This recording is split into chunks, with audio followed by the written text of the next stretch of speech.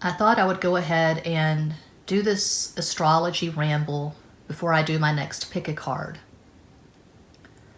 So, using the astrological oracle deck as a visual reference point, I rarely use this. I've used it maybe once at my channel. I'll go ahead and use this for the pick a card I'm going to do after this, your next boyfriend or girlfriend. Okay, so it's like I said for the moon reading I did a few nights ago. I don't believe in trigger warnings, but for this video, I will be using colorful language. I will be talking about sex, Instagram sex. So I guess that's your trigger warning. If you don't want to hear colorful language, if you don't hear about sex, go ahead and click off. If you want to watch really clean, precise, smart astrology content, I would recommend Pam Gregory's channel. I have 2 of her books. She keeps it classy, and she's extremely intelligent and informed. Now, I've been studying astrology, Western astrology, since elementary school. I've been doing a deep dive since 2014, but I do not consider myself an expert. I consider myself a student. Now, I can do readings for clients. I have done readings for clients, natal chart readings, composite, synastry, and the results have been quite good because I go deep, deeper than a Navy SEAL, to quote Wu-Tang Clan. But I'm not an expert. I can't do a chart by hand or whatever. I don't have any astrology software. I go to astro.com, and that's where I study the charts, at astro.com. So, you know, you see all kinds of clickbait at YouTube, and I'm sure TikTok, which I've been resisting getting the TikTok app. I might finally break down and get that. I did make 12 astrology shorts last night, this morning, for the zodiac, end of July, Aries through Pisces. But if you're really curious about what makes you tick, if you really are curious about how to sustain a romantic sexual relationship, you might want to do a deep dive. And I do consider the moon and Mercury as the key things when it comes to synastry. And it's very simple. I mean, I don't know why no one else has made that connection that I've seen. No one has made that connection. I need to write a book about it. Eventually I will. I'm thinking of creating a Patreon and maybe including this book as an ebook at my Patreon. I don't know. I'm still at the drawing board trying to figure things out. I don't even have a website. You know, I have this channel and that's it. But it's so basic to me. It's just a non-brainer that the moon and Mercury are fucking important, because moon, that's your emotions, your feelings, your pain body, your daily habits and routines. You need to have good moon synastry with someone if you're going to spend your life with them. If you're going to share a bed, share a house, share a life, have a 10 of Cups, 4 of Wands, 10 of Pentacles, 8 of Pentacles kind of relationship, you got to have good moon synastry. That's non-negotiable. Mercury, that's communication. Why do most relationships fail? It's because the communication is terrible. Sex begins in the mind. Mercury. Now, regarding sex, I was just talking to myself in the kitchen making coffee in a bowl of frosted mini wheats. And I was talking to myself about this guy, this cipher, this nothing. This man I had a very brief interaction with on Instagram a few months ago. Now, I had gone back to Instagram against my finer instincts. I created a new profile. And this man who had followed my old profile for years, from like 2014 to 2018, he slid right into the DMs. Oh, I've had a crush on you for years, and da-da-da-da. Oh, I had a crush on you too. It was absolutely mutual. I knew nothing about the guy. I just knew that I had liked his aesthetic. He had a really clean apartment, and he had that home minimalist thing going on, you know, and I just liked the way his apartment looked, and I liked the way he came across at Instagram before. Really good taste in music. He didn't post many pictures of himself, but the pictures that I saw, I liked. So anyway, we had a little thing, very brief. And I wanted to touch on this. And so I'm going to go there, and it's going to, I don't know, it's going to be colorful. It's definitely going to be sexual. But I wanted to touch on this because I feel like it's relevant. It's not just my life. It's not just my experience as a 48-year-old heterosexual woman. It looks like it's pretty common going by what I see at my channel and at other channels and what I've seen in my client readings. So I'm going to go ahead and speak to it. Okay, this is a man who had followed me for years. He knew what I was about. He knew that I was very sexual. I was very expressive. I'm a writer. I'm an artist. No holds barred. I put it all out there. I'm very free in my expression. Okay.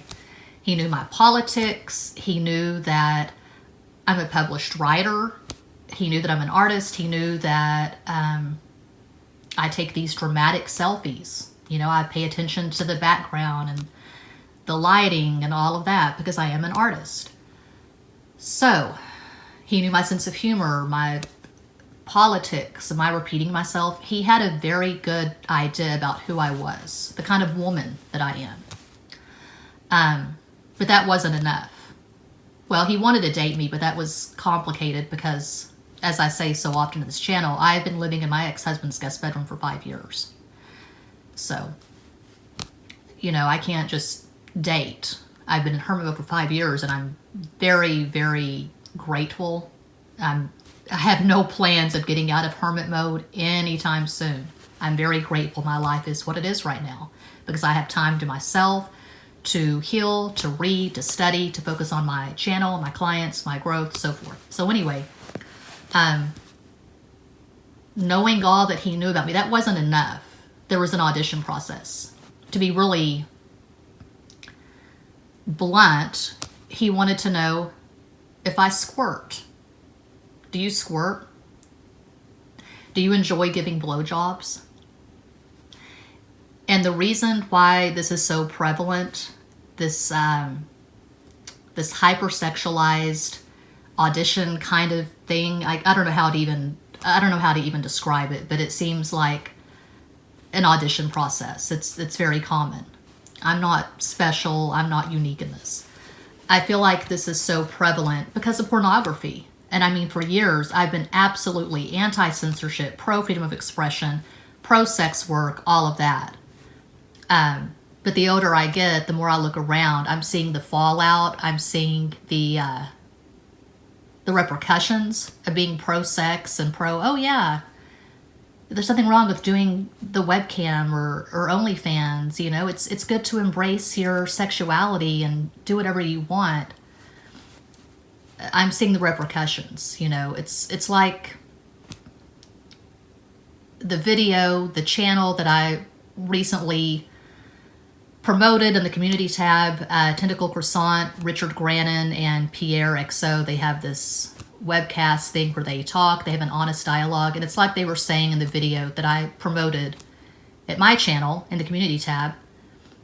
It's not a one-size-fits-all. It's not as simple as we try to make it. Oh, if we're pro-sex, then everyone's included and we're going to legalize sex work and people can do whatever the fuck they want to do and be free. There are going to be repercussions, okay? And there obviously have been, because I can't speak for other women. I can only speak for myself, but I don't feel comfortable beginning a relationship with hyper focus on sexuality. How are you going to perform in the bedroom? How are you going to have sex with me? How are you going to show up sexually? To me, that is the least important part of a relationship. I mean, yes, sex is important, but this is my belief. It's not about technique or if you squirt or what position do you like best. It's about how do you show up emotionally. Who are you? What are your values? What are you about? How do you express yourself? Can you string a sentence together? Do you have any intelligence at all? Any gravitas? Any character at all? That's what's important to me. But we're all different. But again, I've seen enough of this in client readings and in comments at my channel, at other channels, that it is a problem. And I feel like a lot of times women just go along with the program. Talking about heterosexual women, that's my experience. Go along with the program and give the man whatever he wants, or pretend that they want to facilitate whatever the man wants. Because they want the relationship. And so they'll compromise and they'll audition for the relationship. So yeah, I'm totally into BDSM. Yeah, you're a dom and I'm a sub, and so it'll totally work. Some people, that's the reality. That's great. The man is absolutely the dom. The woman's absolutely the sub, vice versa, whatever. And they're really into the accessories and the mind fuck of it all, the dominance and the submission. And if that works in the context of a healthy, real relationship where there's mutuality, great. I've never had that experience. So in my experience, the men who come on like they're these badass, dark, 50 Shades of Grey doms, they're really not dominant. They tend to be beta males who wish they were alpha males, and they suck at the whole spanking thing. That's just been my experience. So to each their own. So we have Cancer. Now, talking about complexity, anti-clickbait, I don't have any Cancer in my chart. I have a Cancer South Node. That's it. The South Node is pretty, it's pretty insubstantial. Just the Cancer South Node. So why do I cry all the time? Why do I cry on camera? Why do I share my life so freely? Well, I do have depression, so there's that. I've had depression since I was a kid. I have a very dense pain body. I've had a lot of trauma. I have a lot of wounds. But beyond that, if you do a deep dive, you'll see very easily why I come across Cancerian and not typical Aquarian, because I'm not cold at all. And Aquarians are typically perceived to be cold without emotion. Or they don't express emotions very easily, very freely. Cancer does. Well, my first house Virgo moon is potent, 6 degrees. Anything less than 10 degrees is potent. So I've got a potent moon in the first house, and the first house is one of the most important houses in your natal chart because it's angular. The angular houses are 1, which is Aries, 4, which is Cancer, 7, which is Libra, and 10, which is Saturn. And I have a grand mutable cross featuring those houses. First house moon, making a tight square to my Neptune at 7 Sagittarius in the 4th. Making an opposition to my Mercury, 14 Pisces in the 7th. And making a square to my Saturn at 13 Gemini in the 10th. So now we're getting somewhere. We're going beyond the labels. Like, oh, she's an Aquarian, so she's Queen of Swords, she's an Ice Queen, she's a bitch. No. At my heart, I'm very much the Queen of Cups. But you wouldn't know that by looking at clickbait videos. Okay, so in the South Node, my Cancer South Node, 16 degrees Cancer in the 11th house of Aquarius, your South Node is your comfort zone. Where are you most comfortable? Where are you not challenged? Where are you wallowing? Well, for me, even before the pandemic, I was always home. My son would come home from school and I'd be here. And my situation is not traditional, and I don't apologize for it. I'm very transparent. I've said numerous times in numerous videos, I have been living in my ex-husband's guest bedroom for 5 years. So my son would come home from school and I would have cookies baked for him. For example, you know, I have a lot of cookbooks. I have baked a lot of cookies. I just bought a new dryer. Well, it's used, but I got this dryer a few weeks ago because the O dryer no longer worked. So went to the scratch and did in San Antonio and got a dryer. I like doing laundry. I like washing dishes by hand.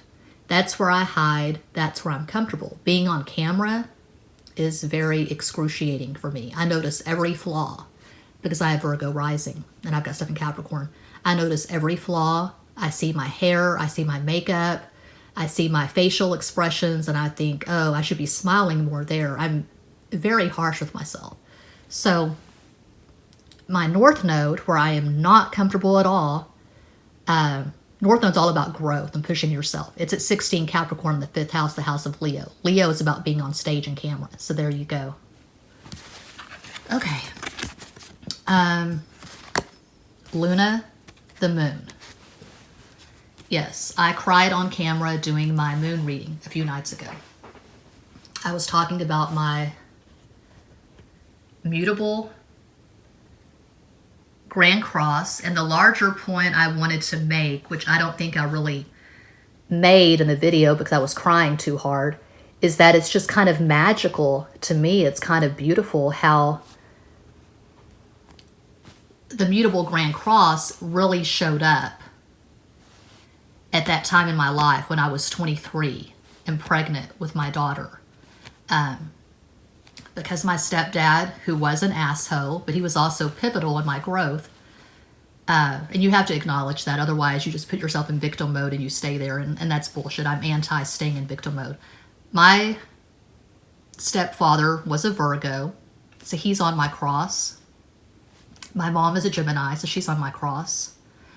And my daughter, who I placed for adoption, is Sagittarius. And the parents that I gave her to, the parents that I chose for her my 5th month of pregnancy, they're Pisces. So that's my cross. And the cross is where you suffer. It's where you bleed. But ideally, you grow, you ascend. You don't stay on the cross. You do your time on the cross, and you die, and then you rise, you ascend. To use Christian language, I was brought up Southern Baptist in Texas. I've not been a Christian for several years, but I still keep my King James Bible. I still read my Bible. There are certain verses that I like, and the King James Bible, I'm very picky about it. But I'm a witch. I'm a practicing witch. I'm an acategorical witch. I don't identify with any sect or whatever. I'm an acategorical witch. I do whatever I want. I do pay attention to the phases of the moon, the new moon and the full moon. Okay. I had an argument with my Libra sister and her Capricorn husband. They're divorced now, but I was married to my Libra husband. We're divorced now. This was in, God, I don't know, 2002 maybe. So we got in an argument and they said, it is pronounced Uranus. Some people do pronounce it Uranus. Most people pronounce it Uranus, but I like Uranus. Okay. So, going beyond the clickbait. My Uranus is at 22 Libra in the 2nd house. That's the house of Taurus. 2nd house, what do we value? Our materialistic possessions, our sense of worth, our self-esteem. My Uranus trines my Saturn at 13 Gemini. It's a very wide trine, and a less wide trine to my Venus at 16 Aquarius. So when you have Uranus, Venus in your natal chart, the trine, the square, the conjunct, whatever, tight or, well, 5 degrees or less, ideally, you're going to tend to fall in love and fall out of love fast. You're going to tend to be very fickle. That has certainly been the case with me. Falling in love, falling out of love. There's really only one man that I ever fell for, and I pretty much stayed in love with him. I never really fell out of love. We're not together because I just couldn't do it anymore. There was just no emotional availability, but it was never because of lack of love. I didn't walk away from him because I didn't love him. I walked away because I loved myself more. And my sense of self has been very shaky. I was skinny when I was in high school. You know, that's the American ideal, or it has been for a while. The American ideal, a woman is skinny and she has long hair. I was absolutely gorgeous. I could have been a model when I was 15 years old. I actually went to modeling school in Odessa. No, that's when I was in elementary school. When I was a teenager, I went to PS Images in Midland, and I was in a modeling show. But I mean, anyone could be in the modeling school. I mean, the parents just paid for it. But I mean, I was very beautiful. I had perfect, flawless skin. I had long black hair. I was a size 0. And I had the confidence of a paper doll in the rain. I had 0 confidence. I had 0 self-worth. I didn't date. Never went to a single prom. Never had a boyfriend in high school. Very briefly my senior year, but very, very briefly. It was ridiculous. When I got out of the Army, when I was 22, I had a quote-unquote perfect body. I was a size 3'4". I was skinny, but I had tits and ass. I liked the way I looked naked. And I had no sense of worth. I was meeting men in bars and having sex because I wanted a relationship. And I didn't know. I was an idiot. I thought, oh, if I have sex with these men and the sex is good enough, I'll get a relationship out of it. Nope. And then I met the man who would become the first man that I lived with. I met him in October or November of 1995 when I was 22. And we got married, and his Ford Taurus had a drive-up window in Vegas, but the marriage is null and void because he was still married to a wife. He had never divorced. They were separated but not divorced. Anyway, that was my daughter's father. So, Uranus, Pluto. Oh, and all of that is just to say, so now I'm about, I don't know, 30, 40 pounds overweight by current American standards. I mean, I hear all this stuff about body positivity. I don't believe it. I know for myself, I'm not happy being overweight, but I'm not doing anything about it. I mean, I don't like the way I feel having this extra weight. It feels like it's harder on my joints being 30, 40 pounds overweight. But that's very personal. I don't feel like that should be political. You know, the whole body positivity thing. I don't think it should be political. I think that's bullshit. It's very personal. But I'm 48, overweight, low energy, never leave the house, and I still get depressed. I still get triggered. I was crying on camera for the moon video, for fuck's sake. And this is the best my self-esteem has ever been. You know? I'm not going to be posting pictures on Instagram in a bikini or whatever. The last go round, I had an Instagram a few months ago. I said, okay, that's it for me. I failed. I'm hanging up my spurs. I'm done. So I don't do Instagram, Facebook, Twitter. I do YouTube, and that's it. As I said, it's very hard for me to be on camera, but I push myself. The Zodiac shorts that I did last night, this morning, you can see very clearly that I have gray hair. You can see that I'm an aging woman. But I feel a hell of a lot better myself now at 48, being overweight and whatever, aging, than I was at 22. So, Pluto, where do you die? Where do you die? My Pluto is also in Libra. My Pluto is at 3 degrees Libra. It tightly squares my Mars at 4 Capricorn. Okay, so where do I die?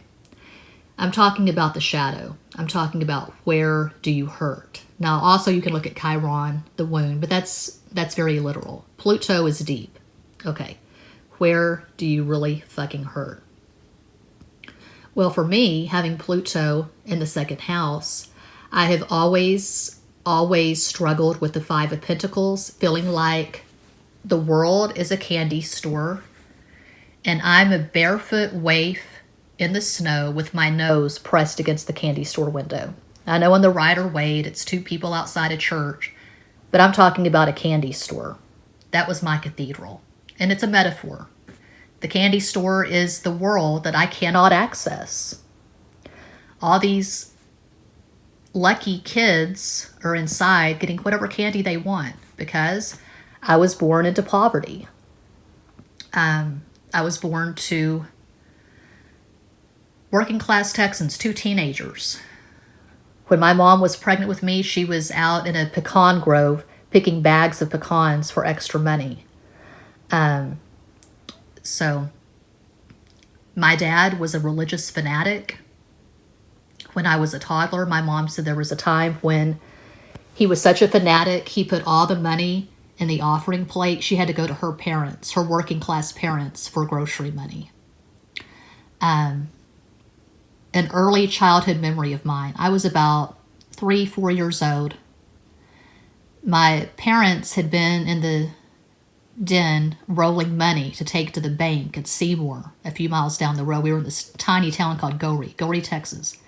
So they were taking my little baby sister to the bank, and of course they asked me to go, and I said, no, I want to stay here alone. This was back in the 70s, so I guess that I'm pretty sure it was more common that parents just left their kids at home alone. Mine did. Anyway, they took my sister to the bank. I was home alone with all this money they had been rolling up. I mean, there was some extra change they had left behind. So I took the extra change, put it in my pocket, got on my tricycle, and I rode to the Trainum grocery store, the only store in town. There was the store and there was the post office, and that was it. And I went in there and I wanted a bag of cherry sours. And the cashier said, no, I'm sorry, you can't afford those. And I'm thinking in hindsight, the fuck? Here's this little kid who came to the store by themselves. You couldn't have given me the candy that I wanted. You couldn't have helped me out, spotted me a nickel or whatever. But anyway, I said, well, what can I afford? I remember I had attitude. I gave her attitude. I was like 4 years old. What can I afford? And she pointed out my choices, and I chose a Chica stick. And so I rode my tricycle home. I sat down in the foyer waiting for my family to get home. And I just vividly recall sitting there looking out the door, the glass door, screen door, whatever the fuck it was, eating this Chica stick and just crying because I felt lonely and I felt dejected. I couldn't get the candy that I wanted, and I felt so alone. Pluto. Okay. Neptune, where are you deluded? I have a book by Liz Green on Neptune, and I wanted to do a video on Neptune versus Saturn. So I'll talk about Neptune versus Saturn in this video. My Neptune is at 7 Sagittarius in the 4th house. It tightly squares my moon at 6 Virgo in the 1st house. I have struggled all of my life. Not so much now. I'm older and wiser. But with the Neptune clouds of confusion, as I call them. I call the 7 of Cups the Neptune clouds of confusion. You know, putting someone, a romantic interest, on a pedestal, thinking, oh, this person is just everything. Back to Goree, Texas, when I was a toddler. I was in that house from the age of 2 to 5, and I was too little to know what sex was, but I had all these posters on my bedroom wall from Tiger Beat, this popular magazine. All the heartthrobs of the 70s. Scott Baio, Leif Garrett. You know, I had a big crush on John Travolta. I had these guys all over my walls. So I've been falling in love since I was literally a toddler. I can recall this dream I had about Professor from Gilligan's Island when I was 3 or 4 years old, which to me, that's just crazy. Which to me, that's proof of previous lives, you know, incarnation, reincarnation. I'm still learning the lingo because I was brought up Southern Baptist in Texas. But yeah, I do absolutely believe in the validity of reincarnation.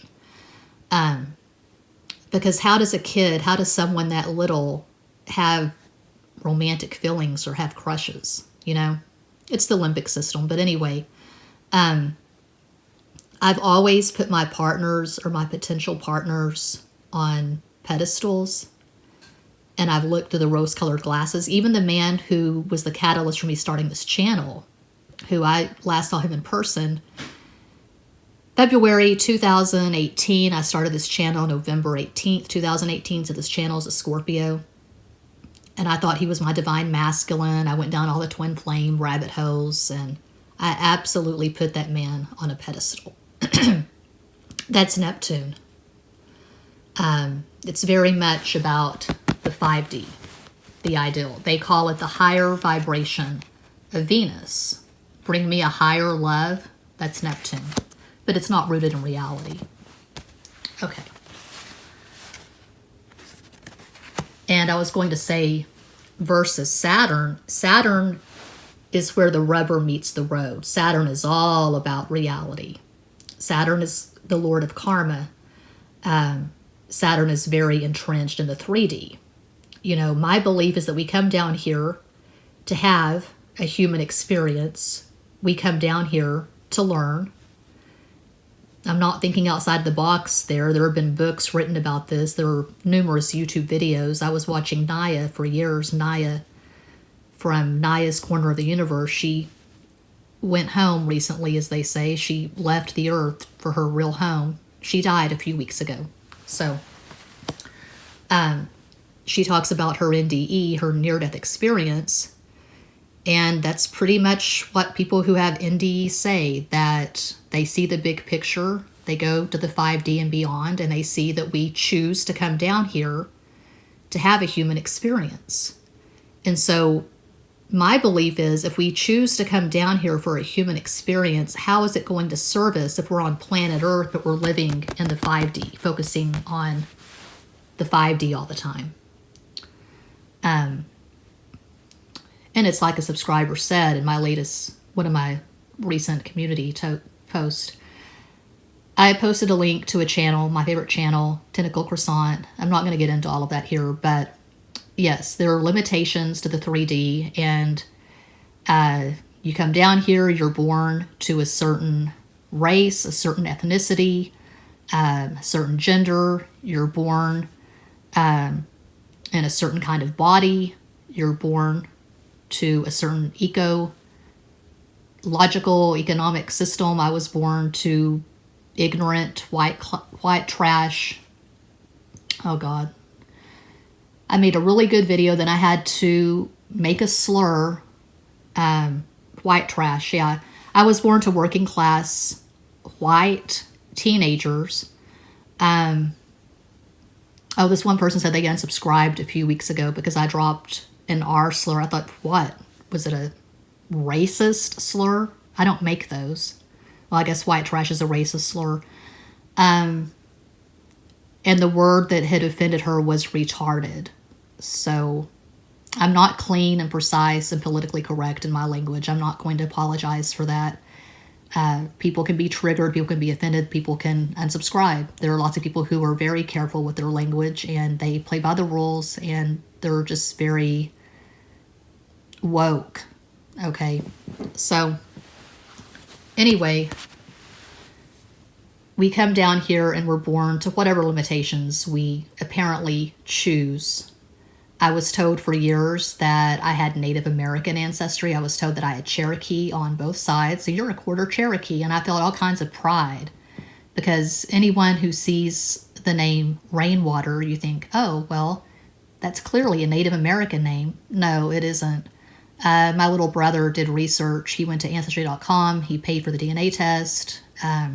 He gave me that test as a Christmas gift a few years ago.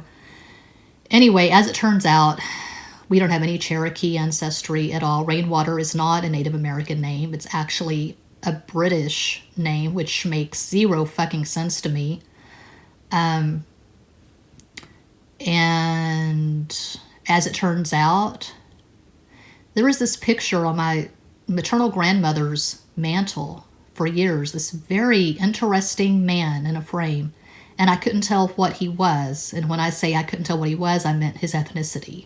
He looked like Walt Whitman, but he didn't look like he was white. But I didn't know anything about this man. I didn't know who he was, what he was, his ethnicity. I had no idea. It was a black and white picture. Well, as it turns out, he was a Creole.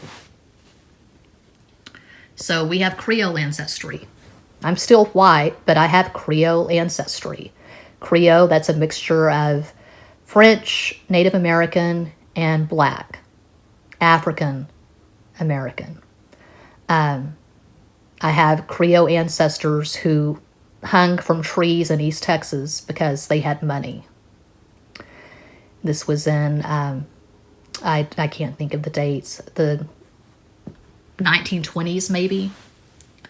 I should have all that stuff written down, but I don't. I'm very scattered. I'm very disorganized. But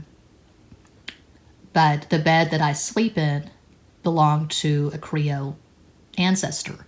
This is the bed that was in my maternal grandmother's guest bedroom for years in her home in Bridgeport, Texas, the town that I was born in. Whenever I spent the night with my grandmother, she would lay in that bed with me, and she would tickle my back and tell me stories, read me fairy tales. And this bed belonged to, I think it was her great-grandmother. But yeah, we come down here and we have a specific experience, but it's like I said, and I know how people take what I said. I said we're all souls born into this human experience, and people, I know what they think. They read a comment like that and think, oh, well, someone who has privilege can make a comment like that. Okay, I'm not going to get into privilege and all of that. I don't believe that I have that much privilege because I was born into poverty and I am on disability and I've been on food stamps and Medicaid, and my life has been quite a challenge, but I can see the ways in which I am perceived to be privileged. Yes, I can accept that. But this is a ramble. You know, it's already over 37 minutes, and I may delete this because of the slur I made.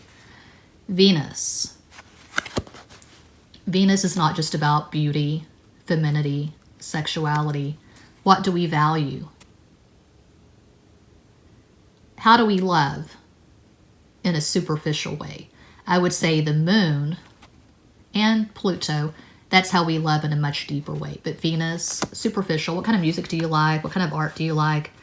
Basquiat is my favorite artist. I named my son after Jackson Pollock, not because I was a big Pollock fan, but because I liked Ed Harris's portrayal of Pollock in the movie Pollock. My Venus at 16, Aquarius in the 6th house, has made sure that I was never popular. I will never be popular. I'll never be the kind of tarot reader who just draws people to her effortlessly. I'm very jangled and I'm very awkward. And I'm not a smooth operator. I don't say what I'm supposed to say when I'm supposed to say it. I don't hit all the notes.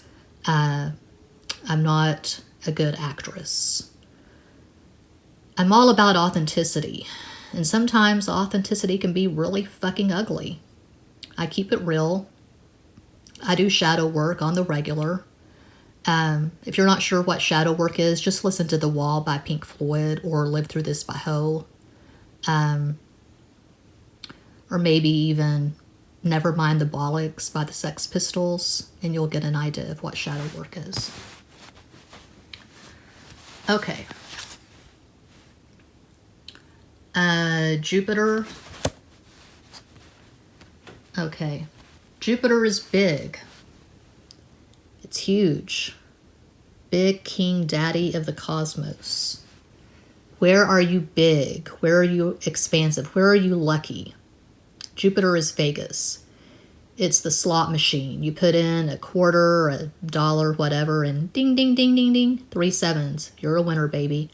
My Jupiter is at 26 Capricorn in the 5th. I got really lucky when I married my second husband, my Leo ex, my son's father. He has been the greatest ally of my life. And his Capricorn ascendant is right on my Jupiter in Capricorn. So, if you're a heterosexual woman Even if you aren't, just look to your Jupiter, and that's where you're going to get lucky in love. Okay.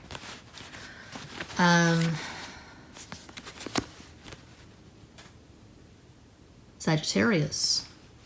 Sagittarius is big in my life. It's on my cross. My daughter, Sagittarius. My maternal grandfather was a Sag. My maternal grandmother's parents, my great-grandparents, they were both Sagittarius. The people in my family always tended to have larger-than-life personalities. Everyone was a comedian. Everyone was hilarious. Everyone was very salty, very feisty. People in my family were not especially polite or well-mannered or educated. I don't come from educated people. I come from high school dropouts. Sagittarius, you can always count on Sagittarius to tell the truth. And that's what I love about the Sagittarius energy. They are straight fucking shooters. My dream is to someday buy my own house, buy a Dodge Ram pickup truck, and a gun, and go out into the desert in Las Vegas. That's where I want to buy my house, is in Vegas. Go into the desert, put up some mannequins and some old TV sets. You know, the old school TV sets that were made before the 21st century, not the flat screens, the old clunky TV sets, and just start shooting. That's my fantasy. That's my dream. And then we have Aries. I love the Aries energy because it's so unpretentious. I love Tyler's Tarot.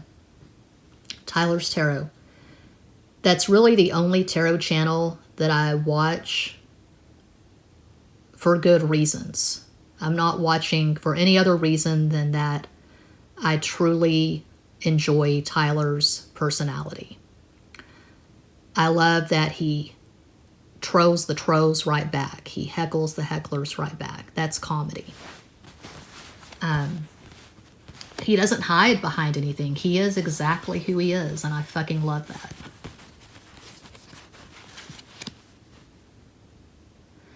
A good example of the Aries energy in fiction would be Rhett Butler and Scarlett O'Hara in Gone with the Wind, the novel and the movie. And Linda Goodman's Sun Signs book, pretty sure in Sun Signs she talks about those two characters being Aries. She definitely talks about Scarlett O'Hara being an Aries.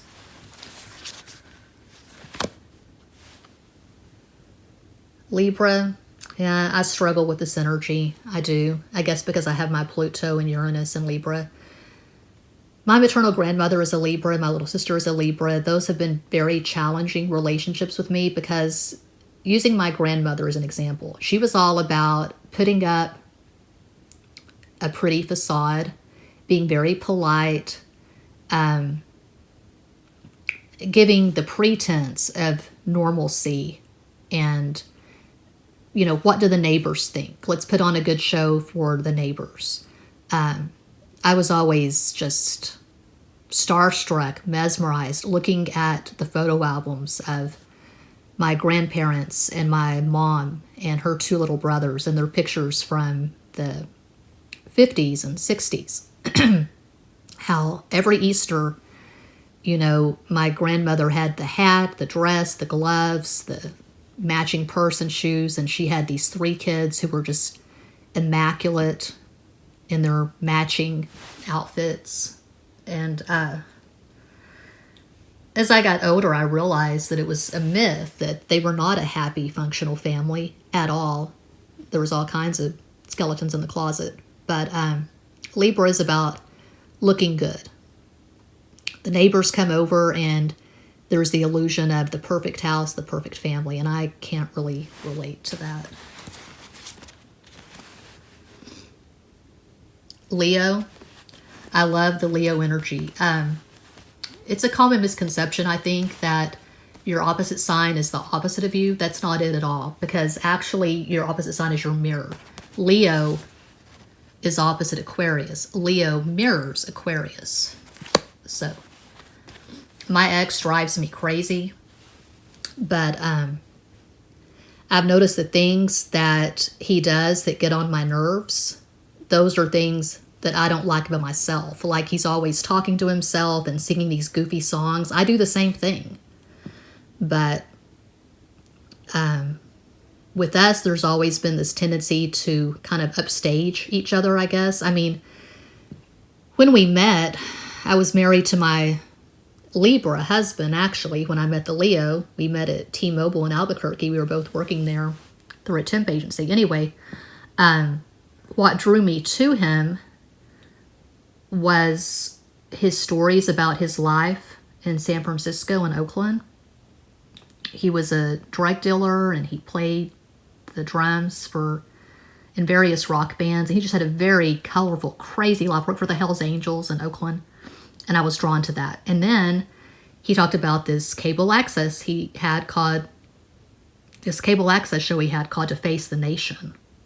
Because Bush, the chimp, Bush Jr.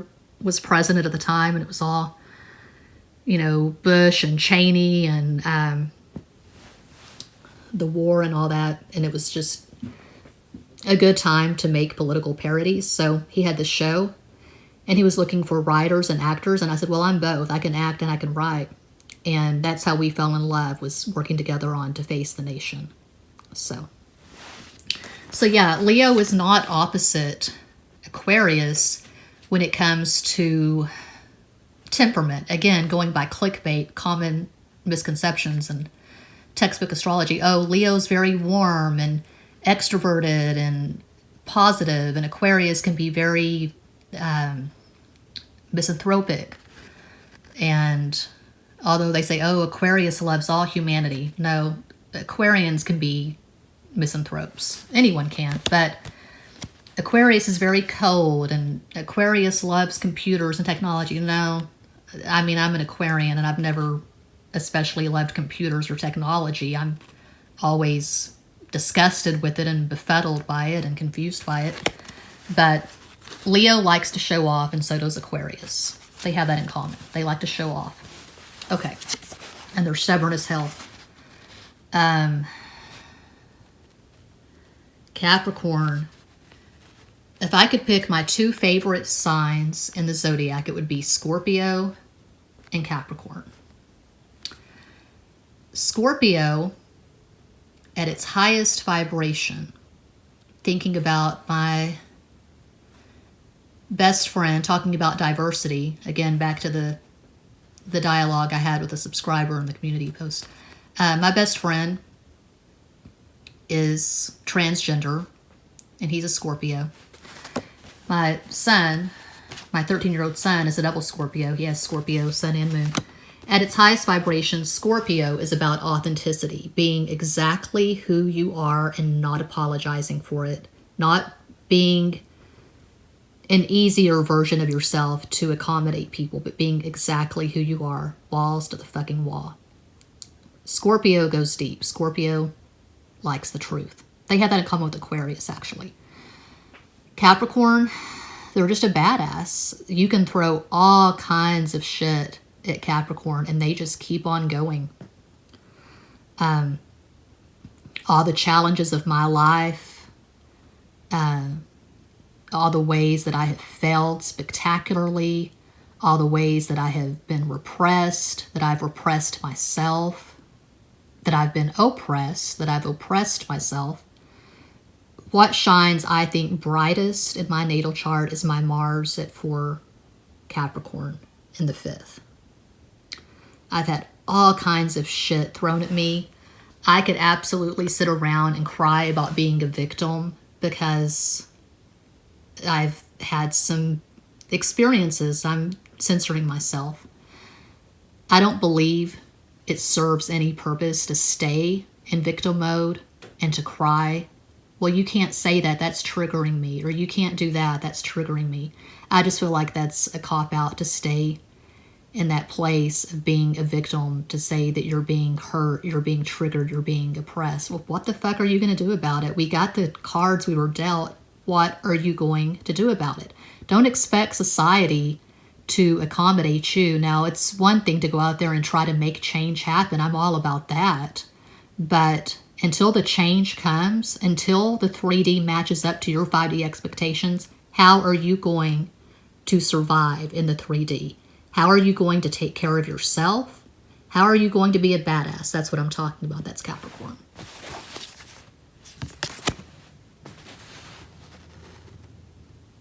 Mars in Capricorn. Mars is where you fuck. Mars is where you fight. Mars is where you stand your ground. I'm thinking of that song by Elvis Costello from the 80s, Veronica.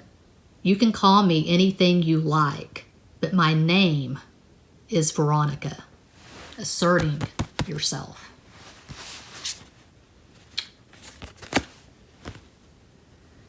Pisces. Yeah. The Pisces energy is beautiful. I can't really relate to it, not going to lie. I do have Mercury in Pisces. I think like a Pisces, but I cannot live my life like a Pisces. I can't stay in delusion. I'm not saying Pisces is all about delusion, but this tends to be an energy where you're going to find a lot of delusion and a lot of addiction. Now, at its highest vibration, Pisces is very spiritually advanced. They can be the so-called spokesperson for a generation, but they don't like that assignment. They don't choose it. I'm thinking of Kurt Cobain, a favorite Pisces of mine. He did not want to be the spokesperson for Generation X. So, but you listen to his song like Something in the Way, and you watch his set on MTV Unplugged, and it hits you hard. Him singing, "Where Did You Sleep Last Night?" Man.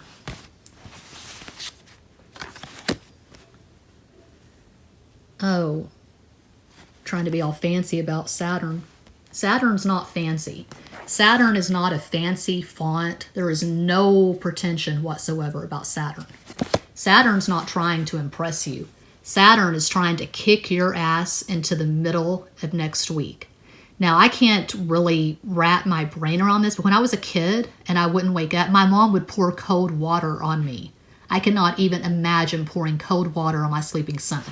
Saturn is the cold water when you're having Neptune Piscean dreams. Pisces dreams. Saturn's the cold water waking you up. I want to wrap this up. So, what? Oh, that's Virgo. I can't see. I'm wearing my glasses. I need new glasses. I'm in natural light. The light is fading. That's Virgo. She's really sexy. I have a love-hate relationship with my Virgo energy. My Virgo energy gets on my Aquarius energy's nerves and vice versa. The Virgo in me despises the Aquarius in me. The Aquarius in me despises the Virgo. Who cares how it's spelled? Who cares how you pronounce it? Be exciting. Just don't be boring. That's Aquarius. Just don't be boring. Virgo's very boring, or can be. It can also be very sexy, very gutsy.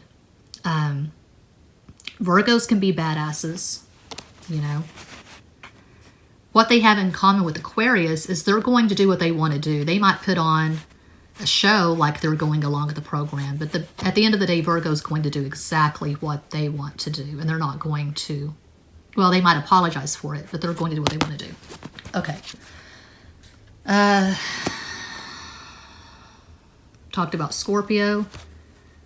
Yeah, I love Scorpio for obvious reasons. Taurus is my MC. So I was watching Alyssa Sharp, and she was talking about how she's going to do this MC series. MC is your brand. And I've given a lot of thought to this. How do I want to brand myself? I want to brand myself as someone who is honest and authentic with zero pretense. That's Taurus. Gemini. This energy drives me crazy. My mom is a Gemini, and that's been the most difficult, complicated relationship of my life. Not because she's a Gemini, but because she's a 12th house Gemini. She's a Gemini in the house of Pisces. She's got Cancer rising. That's why it's been a complicated relationship. Because she's a 12th houser, I'm a first houser. Because I have my moon in the first house. I'm all about being out there. And, you know, I can be kind of Aries-like because my moon does trine my Mars in Capricorn. And I've got a first house moon. I can be Aries-like, and she's very Pisces-like, where she doesn't keep boundaries. She allows other people to take and take and take, and she doesn't assert herself. She's all about the yes. I'm all about the no. I'm going to wrap this up now. Aquarius, yes, I am. What? Mercury is my chart ruler because Mercury rules Virgo and I've got Virgo rising. So if you have Sagittarius rising, Jupiter is your chart ruler. If you've got Capricorn rising, Saturn is your chart ruler. If you've got Pisces rising, Neptune is your chart ruler, and so forth. And then lastly, we have the sun. My sun is weak. My sun does not shine because it's at the anaretic degree, 29 degrees Aquarius, and it only aspects my MC in Taurus, my IC in Scorpio. And it makes a not so tight trine to my Uranus in Libra. That's what I got. Thanks for watching.